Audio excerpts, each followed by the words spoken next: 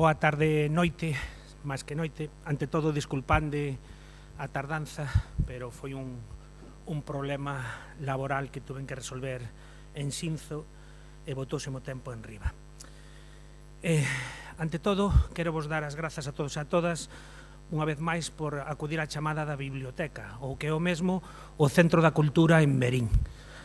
É para min un gran privilexio poder darlle inicio á presentación do libro Alaridos silenciosos, da autora Doli Pereira, e a cal utiliza unha ollada crítica e sensible entrelazando o romance e denuncia social nas súas historias.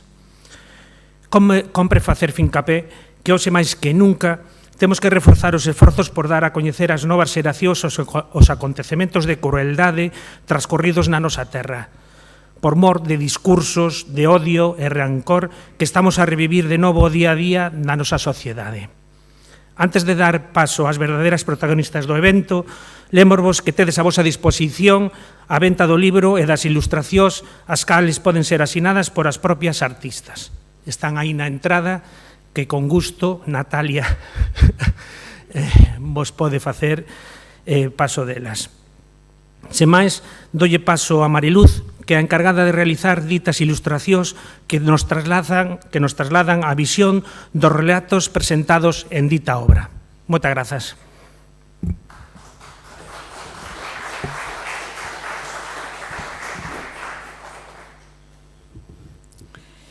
E, como ben dixo Óscar, pois, benvidos todos, boas noites. Son Luz Nóvoa, formo parte de todo este entramado. Hoxe xuntámonos aquí para a presentación de Alaridos silenciosos, unha novela baseada na Guerra Civil en Verín. A autora, Doli Pereira. Hai algo máis de 2 anos, polas redes sociais recibo unha mensaxe. Era Doli propoñéndome a portada e a contraportada do libro. Explicoume un pouco por enriba de que ia e inmediatamente lle contestei que me encantaría. Era coñecedora dos seus traballos, Memorias dun narco, a súa obra máis recente. Atrapoume dende o primeiro intre, o mismo que a que estamos aquí a presentar. Durante este tempo, mentre se cocía todo, xurdían as ideas, conseguíamos información, tiven a oportunidade de conocela.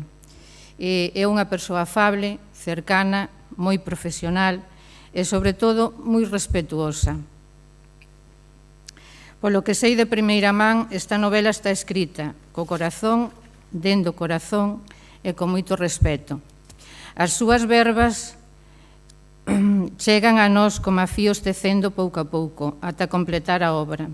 Detrás hai moito traballo e todos nós, a partir de hoxe, temos a oportunidade de descubrir feitos que con moita dor sabemos que aconteceron. Moitas grazas novamente por estar aquí a todos, como ben dixo Óscar, e sin máis preámbulos cedolle a palabra á autora, Doli Pereira.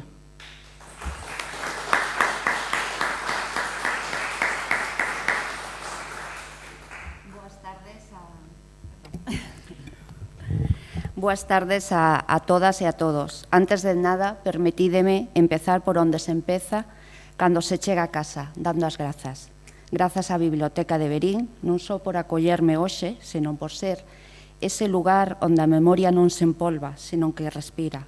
Un refuxio de papel e de voces onde o pasado aínda ten dereito a asento. Grazas tamén a Luz Nóvoa, cuya pintura non só adorna a portada deste libro, senón que lle dá rostro a pel. O seu trazo puxo cor ao que eu tentei dicir con palabras. E grazas tamén a Óscar, de Ciga, e a propia Luz Nóvoa que hoxe me acompañan e presentan este libro.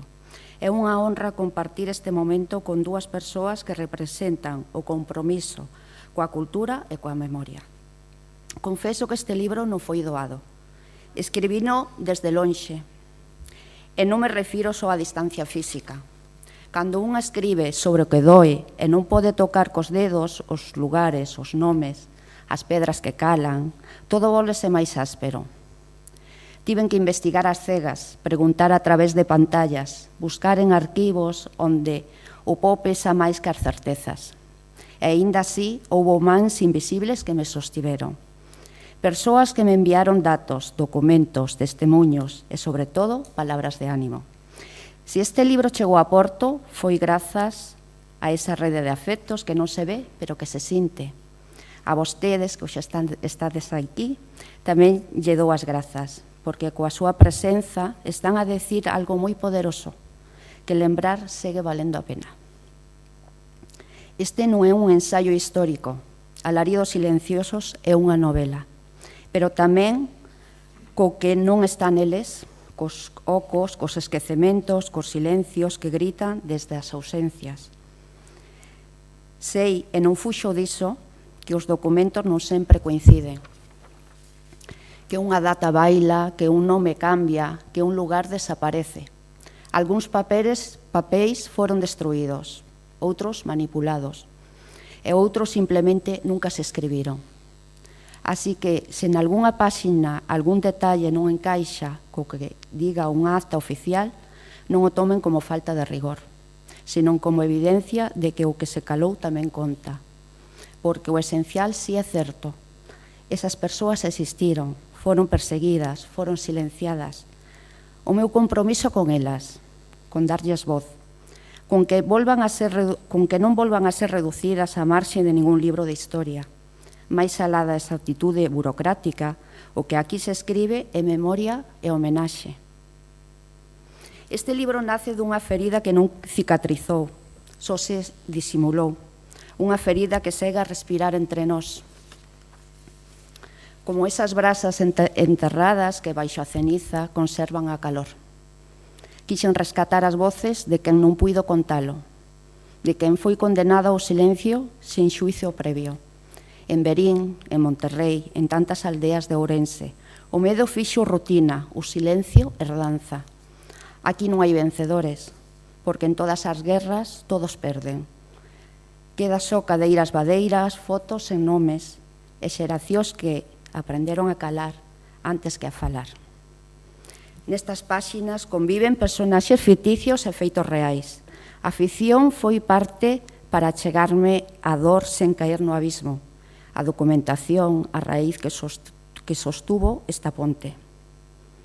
Cada capítulo é unha ofrenda a Anuncia Casado Atanes, a Lino García, a Francisco Vázquez Guerra, a Carlos Reino Camaño e a tantos outros que non caben nunha presentación, pero sí na memoria que nos une.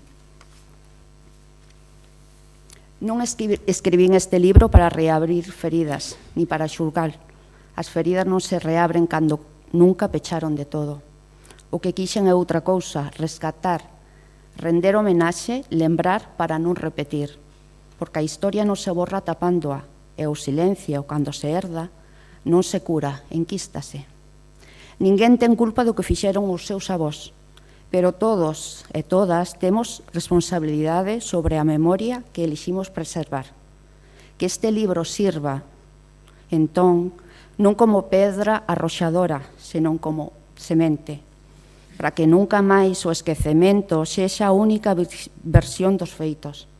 Escribín este libro desde a distancia, pero entrego hoxe aquí en Verín, onde pertenece. E se me permiten, gustaríame rematar lendo o prólogo, porque nel late o corazón do que quixen contar. Grazas.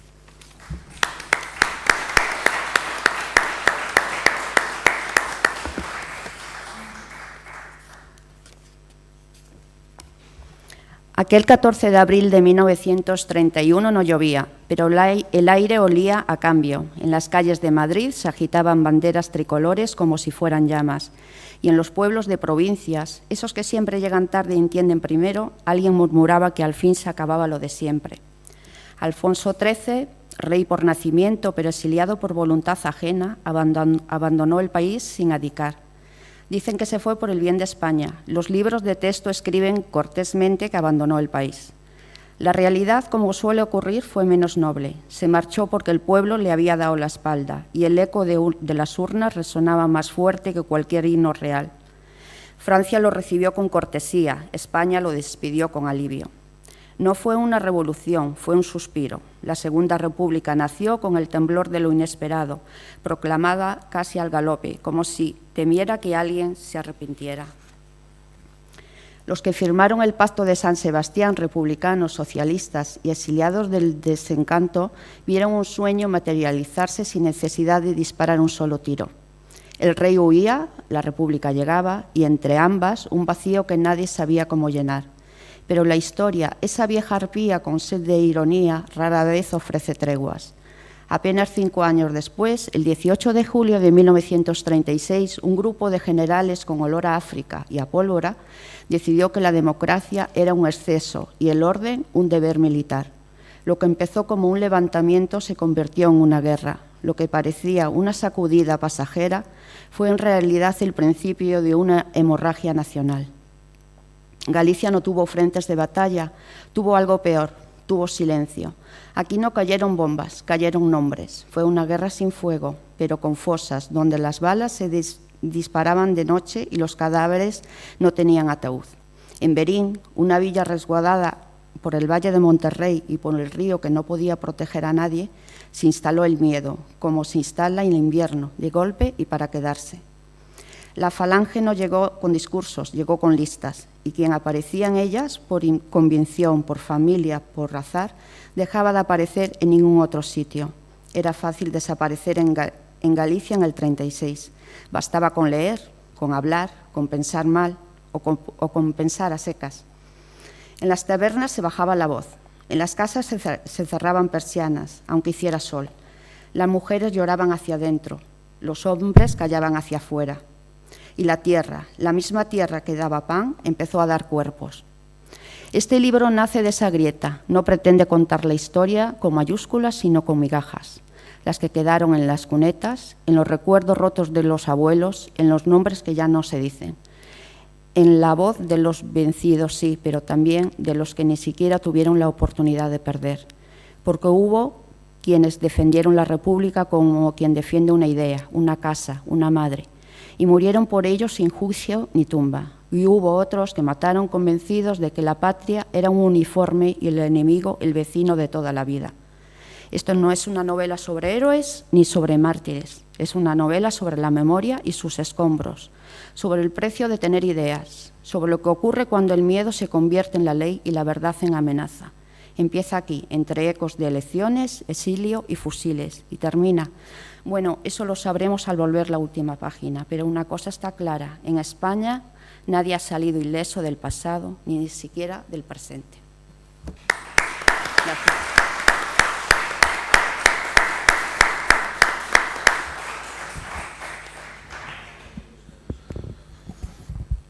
Boas, entón, unha vez falaron as compañeras, podemos abrir unha quenda de intervencións, se alguén quere facer algunha pregunta ou algunha suxestión sobre o tema, abrimos a quenda e aquí intentarán responder o mellor posible. Samantha.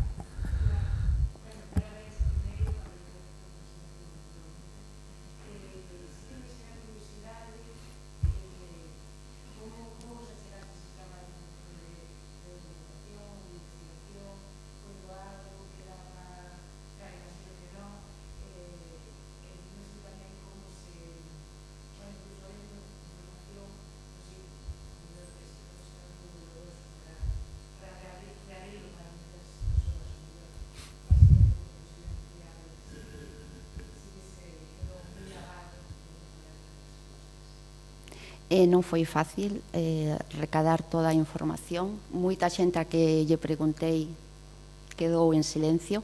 Supoño que será por eso que dixen na presentación que todavía hai moito dor, a pesar de que pasaron tantísimos anos. A información, por suposto, foi a través da biblioteca, a través de Xerardo das Airas tamén, foi a través de Luz, que me deu moitísima información gracias aos arquivos que tiñan tamén en Ciga, que había nomes, como foron fusilados, foi moi importante. A verdad que avancei moito gracias a ese arquivo, porque estaba houve unha etapa que estaba moi parada, atascada, dicía, non sei hacia que lado irme, pero sin eles non houbera podido.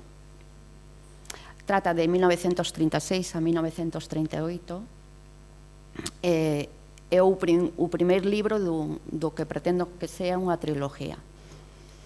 Vale? Sí.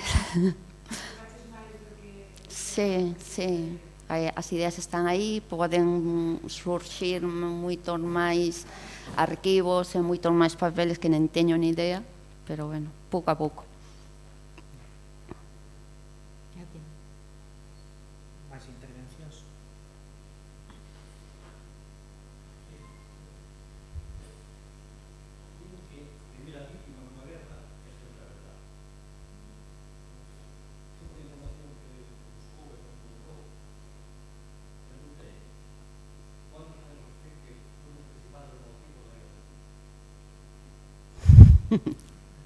Ojalá o supera. Non o sei. Ambición. Non o sei, a verdad que non o sei.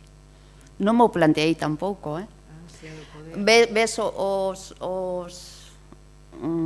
documentales que me chupei uns cuantos, ves as informacións do que pasa, a alguén que quería, que tiña moita fame de poder e supo ser bastante, porque Franco pensou que non era ningún tonto, era moi intelixente, supo facer moi ben.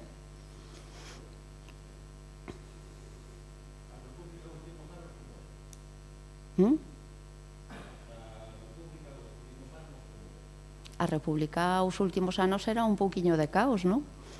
Por eso se meteu aí quen se meteu. Si fora firme, non? Igual non hubiera pasado eso. Gracias.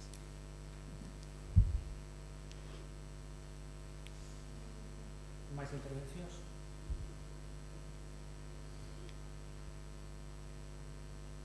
Veña, animándevos que é un tema moi interesante, que non vos dé vergoña facer preguntas sobre historia da nosa marca. Alguna historia de un caso concreto que fuera un sector de significado, por sorprendente, por Desconecía todo, porque eu solamente tiña, cando me falaban os meus pais ou o meu tío, máis ben na posguerra, do mal que se pasou, incluso nos pueblos, porque eu son de Rubiós. Con 15 anos vim pa aquí, pero... Perdonadme. Sí. Podo vos contar a historia? Permíteme.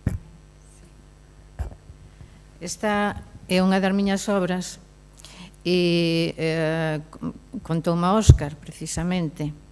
Un señor de Villaza, non imos a porlle nombre, subía ao monte a cazar os subversivos, que lle chamaban os subversivos, aquelas persoas que eran perseguidas que escapaban ao monte. Levabanlles comida, o que podían os familiares. Este señor subía co seu corcel blanco aos montes e dáballes caza. E non lles chegaba con darlles morte, senón que os pisaba cas patas do cabalo. Cando viña de volta pa Villaza, narraba as súas hazañas, fechorías, pero pensaba que eran hazañas. E por cada persona que mataba, marcaba no cinturón un oco, por cada un que mataba. Chegaba e decía, hoxe matei 3, hoxe matei 2. Esa é unha historia cruel, pero verdad.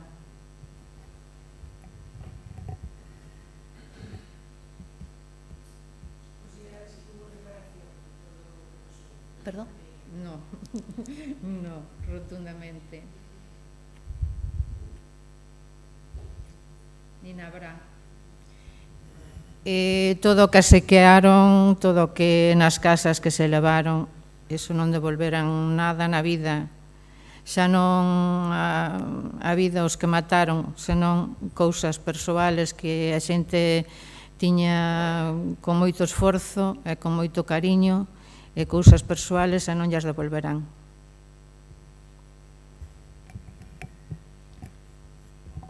Gracias por as preguntas.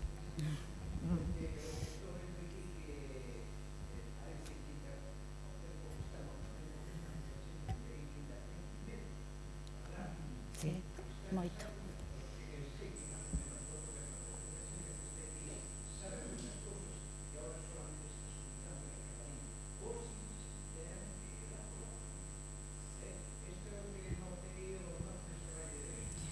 Ese é o que dice Doli, que lle costa moito conseguir información. A xente sabe moito dos seus avós, dos seus pais, saben moito, moita xente, pero lamentablemente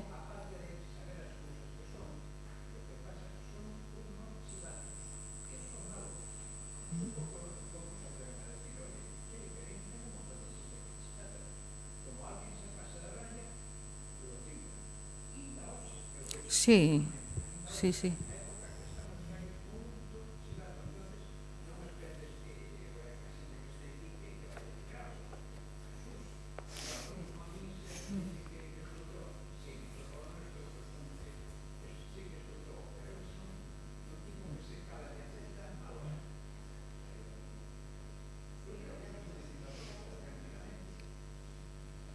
Gracias, José.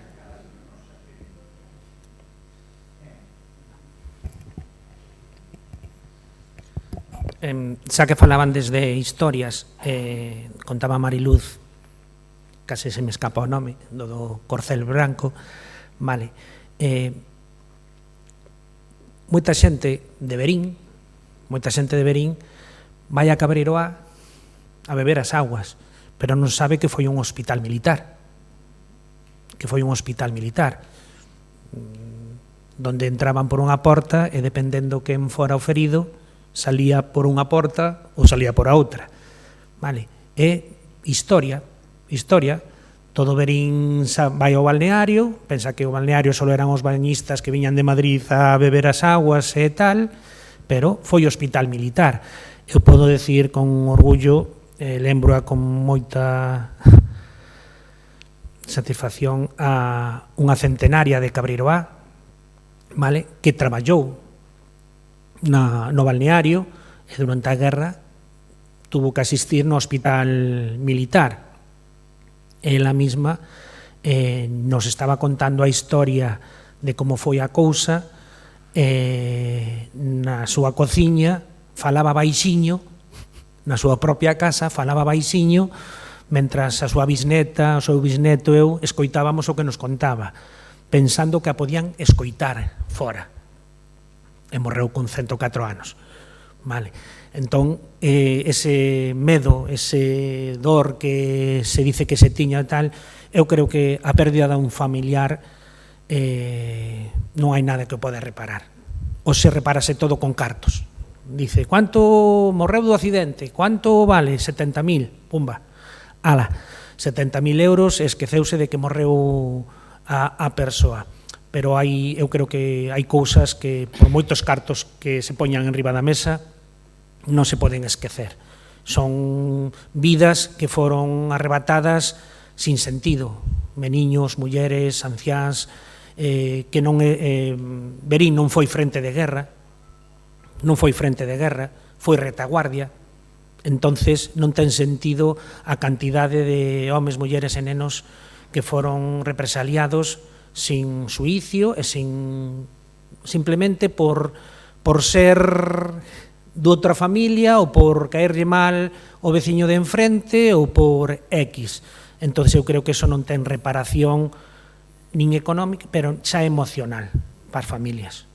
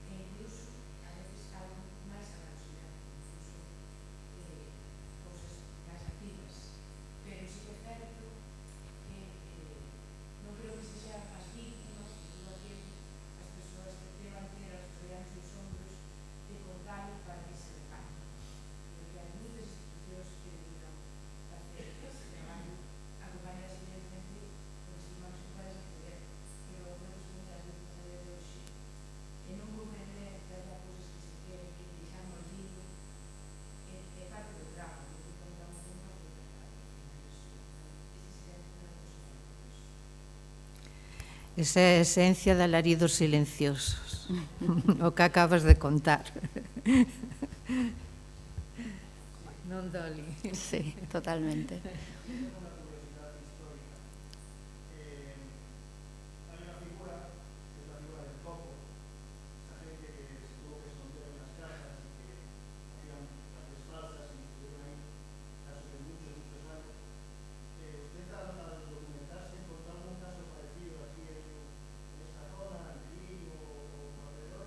En Berín estuvo el panadero de la calle de la Cruz, que una vecina lo guardó, lo escondió, porque lo estaban persiguiendo. Y consiguieron que se fuera de España dirección a América, gracias a la gente que lo ocultó. Y habrá muchísimos más casos, por supuesto. Tan escondidos estaban que... Sí. Despois xa tamén nos montes. Nos montes. Claro. Aquí lle levaban a comida. Eu teño as obras estas expostas en Artes Van Gogh. O día que coloquei os cuadros, pois pasou por ali unha xente e contáronme de unha persona que pasou do seu avó, que o escondeu un familiar, bueno, un conocido na corte, que o tapaban co esterco e dabanlle de comer por a trampilla que tiñan.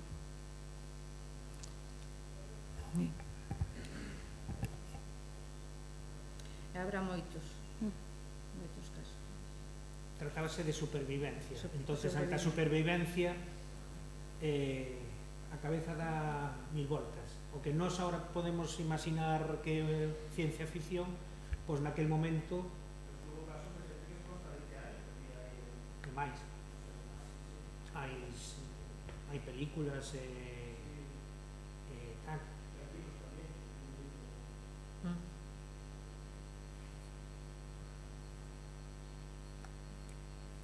Máis preguntas?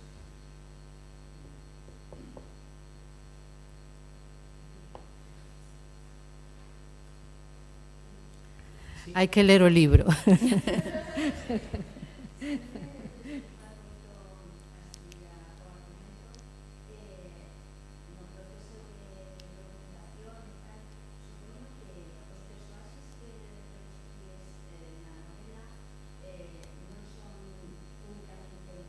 No. De feito, hai bastantes personaxes. Hai algúns que son reais, outros que son ficticios, entrelazo na historia algúns reales con ficticios. Despois hai unha serie de capítulos que fago homenaxe a algúns que están nos documentos da CIGA que foron fusilados no campo de Aragón. Entonces, con nombre e apellidos, aí sí que é certo que tamén poñome no seu caso, intento, non podo saber o que pensaban, pero bueno, é ficticio, pero os personaxes existiron. Está tamén o alcalde, o Lino García, hai varios, hai que lelo.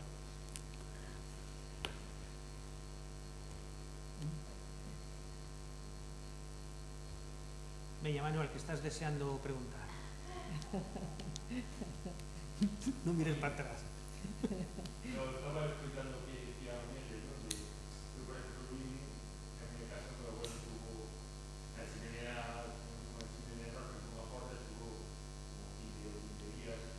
Luego me decía, bueno, pues, he parado de cultivo, ¿no?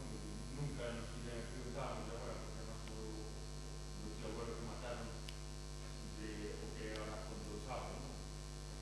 Era escritor, non? Escribía unha letra moi bonita. Eu encontrei uns escritos na época que estudiaba nos frailes, o Adolfo Rolante dos con eles, non? Que foi matado e nunca supemos de él, non? Hasta que a abuela estuvo a punto de morrer, que eu cinco, disto que non escribía e contou-nos do irmão. O sea, non eran capaces de contarnos cousas que habían pasado facía 35, 40 anos. E preguntábamos, pero por que non nos... O sea, tuvo que vir un profesor de Freios a decirme que o meu tío abuelo era escritor e que foi asesinado tan solo era por as rendecillas de que nos, que éramos unha familia tan grande, que éramos entre netos, que éramos 30 tíos, non tuviéramos rendecillas porque no medio había familia que era intermedia. Entón, tan solo por eso se nos ocultaba. Logo, o meu outro abuelo morreu tamén na guerra, foi enviado á guerra, eran de izquierdas e foi levado engañado a loitar por a xente de dereitas, que é unha cousa que nunca se escoita falar. Dos engañados que foron, que eran incultos, firmaron un papel, se lles deu un diñeiro e os mandaron á frente como falangistas, sin saber. Estamos falando de... E unha cousa que nunca vou comentar, a miña abuela sempre o dixo, porque nos decíamos, hostia, sendo tan de izquierdas, como sempre foi a familia, como o abuelo engañado, firmou aquí, era fillo dunha viuda, e é unha cousa que, por moitas comentarios, a veces que falamos desas cousas que pasaron, esa parte está oculta. Moita xente foi a guerra sin saber a onde iba. O sea, eran incultos que salieron do arao e matarnos, culparse de falangistas, e ni eran falangistas ni eran nada, sabes? Moitos deles eran de izquierdas, ou xente que traballaba no campo e foi engañada. Entonces, eso ocultaron, pero ocultouse para que toda a vida seguira jodindo. Se non estaríamos nos matando igual. Que a rabia, que a pena que me podera a mí non moitos máis, sabes? Eso é o único que Óscar me estaba dando vueltas para a cabeza. Sí, yo algo que agora sí que nos faltaba. Foi a guerra que hai unha granada moi grave e que foi engañado. Él nunca estuvo robando a máquina de batalla del duelo de cabeza, ¿sabes? Mandaron a carnicería sin sentido, que non sabía que disparaba, logo tuvo que enterrar as súas maus a dos compañeros, sempre tuvo a localización, entregou unha Ayuntamiento de Belín, intentou localizar a familia para os tíos enterrados, pero nunca, o sea, sabes? É que tú escribes historias, pero que hai muchísimas historias. Vas aldea por aldea, solo recorres cementerios, todos temos unha ou dúas tumbas do que mataron no vertedero, que viña de Castilla, o sea, a historia é grandísima dentro do Valle de Monterrey, enorme, enorme. Solo indo a cementerios, as tumbas sin nombre, que dúas temos dúas, sabes? Mataron no vertedero na Santa Marta, outro cruzou a carretera, un pensaba que era outro, sabes? A historia é grandísima dentro do Valle. Eu como na casa así que a escoitaba, pero non había nombres detrás, non había este ou aquelo, sabes? Cada familia merecería un libro. Sí, aquí sí, sabes? Eu penso que sí, porque eu xente que conozco, o abuelo, o tío, sempre hubo alguén, entonces que non se fale, que non se fala nada, se comenta un 0,01%. Te vas unha volta por Matamá, eles que son da Viga, e a veces me conta, eu non sabía, pero me conta historias da Viga que escondían que era un pueblo moi... E quedaste sorprendidísimo e dices, tía, non fui ao colegio, fui ao Instituto de Belín, nunca jamás nadie nos... Jamás, o sea, foi algo que estructuralmente se olvidaron de... A mí me da o mismo que pode ser de izquierda ou de derecha, pero que a verdade deste valle non a sabemos nadie. Quitaronos o tren porque mataron a un tío. Alguén sabe quen foi ese tío? O alcalde, os 4 fusilados que hai. A mí porque me ven comentando isto. Hostia, son de Belín, por que non tuven un mínimo de cultura ou xente que daquela se sentara como vos a decirnos, mira, isto pasou. Ahora vimos 80 anos detrás, o sea, hai unha generación que se perdeu, que morreu, os pais... Totalmente de acordo. Eso tiñan lo que enseñar nas escolas. Exacto. Tes toda a razón, totalmente de acordo contigo. Hai moito silencio detrás. E pois dices que non tiñas nada que ver.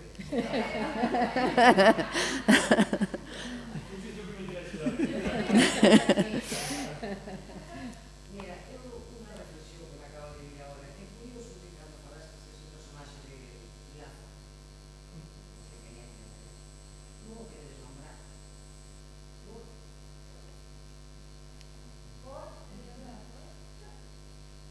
Porque estamos falando de que a xente non se atreva a falar,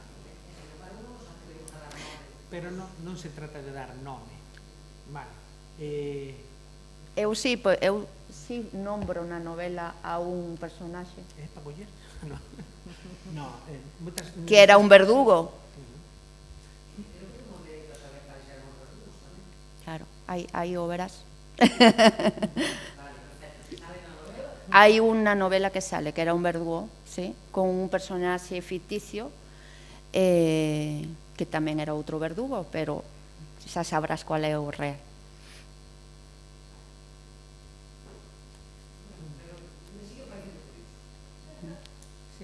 Tú se falas ca xente, a pouca que quere falar ou que se senta contigo a comentarche as cousas, coméntache cousiñas, pero non digan o nome, non digan o nome. Por qué? Porque ese nome ten moitos máis nomes detrás. Vale, fillos, netos, tal e cual. A xente confunde moitas cousas, vale? O que foi un avó, o neto non ten por que ser, nin máis, por eso mesmo, pero a xente confunde tal cousa que os que che comentan esta realidade, que foi realidade, teñe medo que diga, non, foi fulanito que dixo isto, e claro, nombrou o bisavó de tal. E o neto, pois enfádome porque nombraches o meu bisavó. Non, tú primeiro terás que saber quen era o teu bisavó, vale? E se é verdade ou mentira o que eu estou dicindo, vale? Tú non tes culpa de ser o bisneto de X, pero tampouco...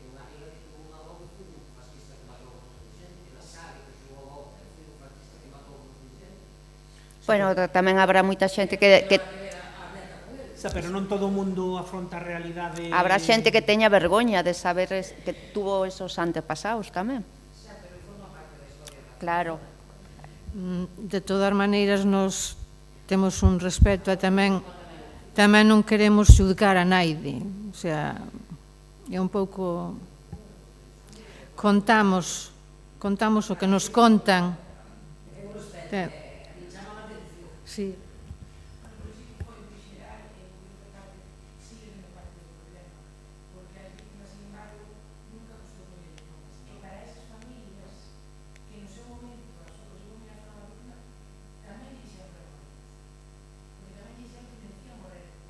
Claro.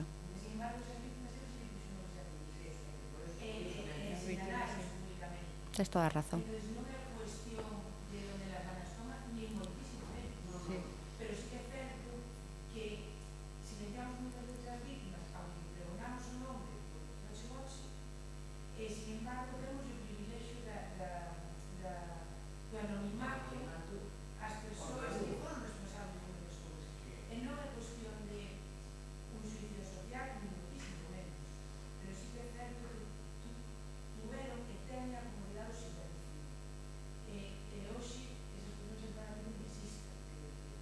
A gran maioría. Creo que non. Quedarán 4 ou 5 por aí.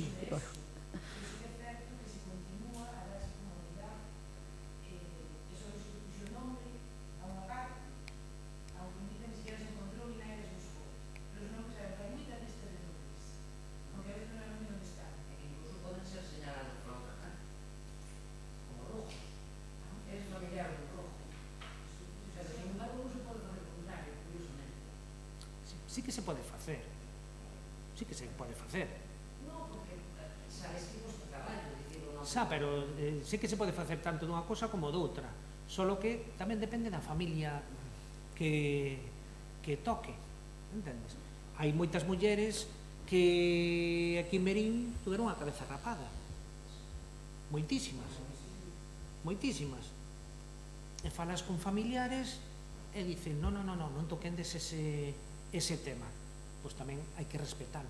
Non o comparto, pero hai que respetalo. Bueno, esa mira, raparlle a cabeciña a criaturas de 14 anos que non sabían nin o que estaba pasando no universo e que lle escupían por a calle Maior, lles señalaban. Por eso digo que se a propia familia non quere,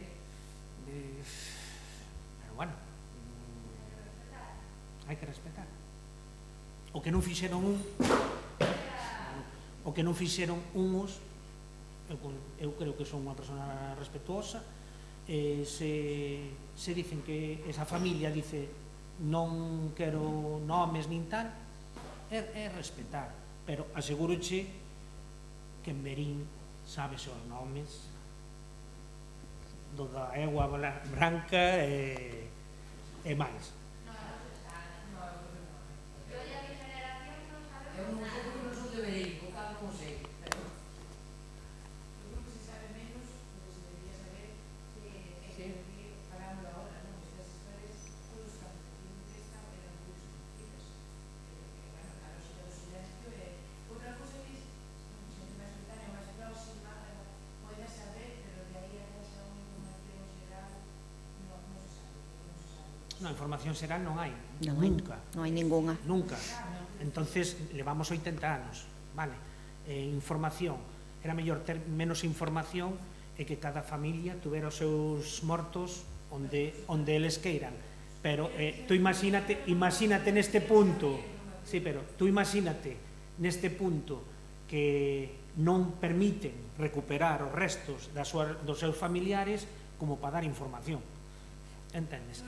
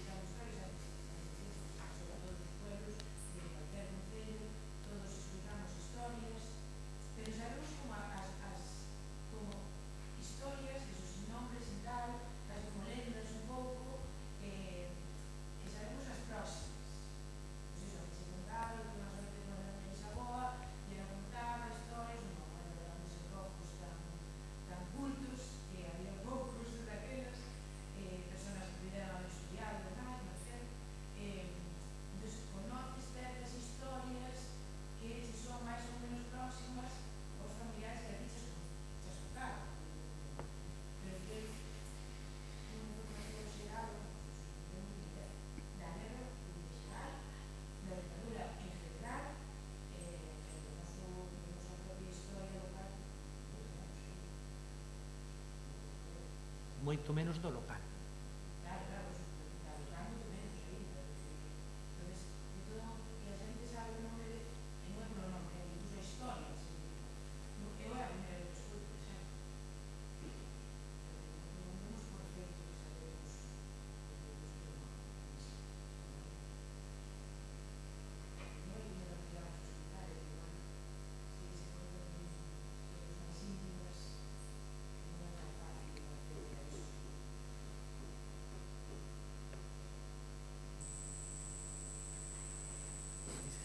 Cando leo o libro que che vai...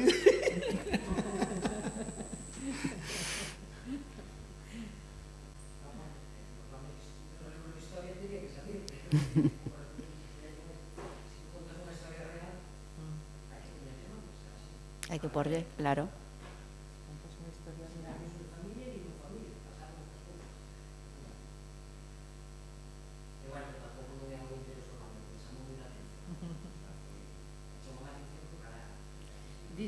Pasando páxinas a ver onde está o nome.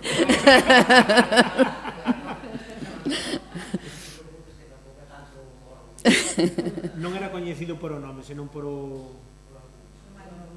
Por o mote, sí.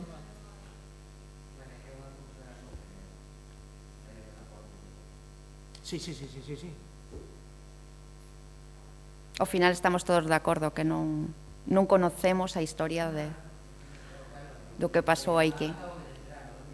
O de Cabriloa? Do hospital de sangue. Pois foi uns cuantos anos, sí.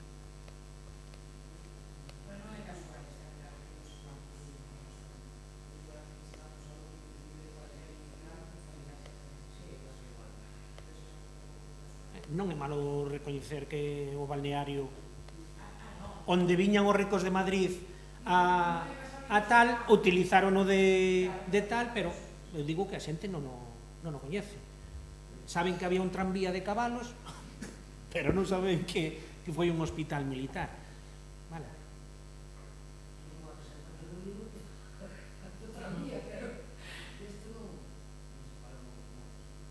No, pero digo que hai xente que sabe que había un tranvía de cabalos, pero Do Hotel Gran Salgado Sabiadas, non? O edificio onde estaba o Mariño, ese era o Hotel Gran Salgado. E aí na época da guerra, can residían aí eran os falangistas. Eles tiñan aí o seu centro neurálxico. E as mulleres da comarca estaban na parte de abaixo cosendo os uniformes. Non lles pagaban un duro, claro.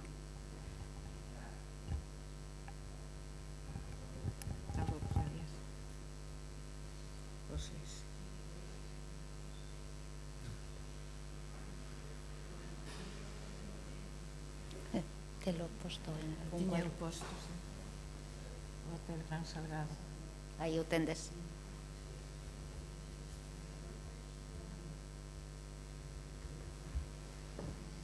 que non é o Hotel Aurora, Non. nin o dos Nacións. Sí.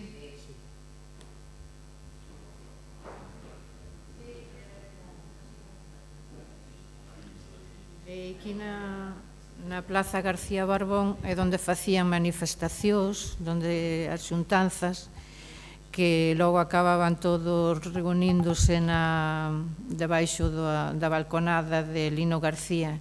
Lino García tiña a súa residencia ali ao lado. Bazar Cookie está ali. Era o seu... Encima, non? Encima, esa era a súa vivenda. E residía aí. Tiña a imprenta Novo Támega, me parece que se chamaba. Nuevo Támega. A imprenta. A él, pois, marcharonlle con todo o que tiña na imprenta e acabou por fusilado como os demais. Que era curioso, era un empresario que todo que os traballadores pensaban que estaba no bando de Franco e ao final resultou que estaba do lado dos traballadores. Por eso foi fusilado.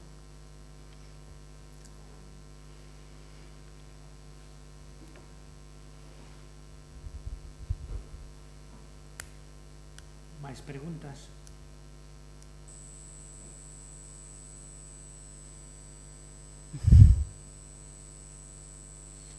Pois se non hai máis preguntas, damos por rematada a presentación. Lembro vos, como vos dixen ao principio, que aí na entrada está a venta o libro e as ilustracións que vos poden asinar as artistas que temos aquí presentes, e ante todo agradecervos a presenza, pedirvos que sigades divulgando estas pequenas cousas que non se saben, tal, pedir, exixir que as administracións se involucren máis nesta sabedoría de cultura, que non hai medo. O que ten medo a coñecer o seu pasado é porque algo esconde, vale? Aquí non estamos nin para xulgar nin para deixar de xulgar. Entonces queremos coñecer, queremos saber, queremos tal. Igual que sabemos o que fixeron os romanos, igual que fixeron os exicios e tal, pois tamén queremos saber o que se fixo no Estado español fai 80 anos. Non os que dicen hai que esquecer, hai que esquecer, hai que esquecer. Se esquecemos tanto, Repítese. volvemos a repetilo, pero en breve. Eso está...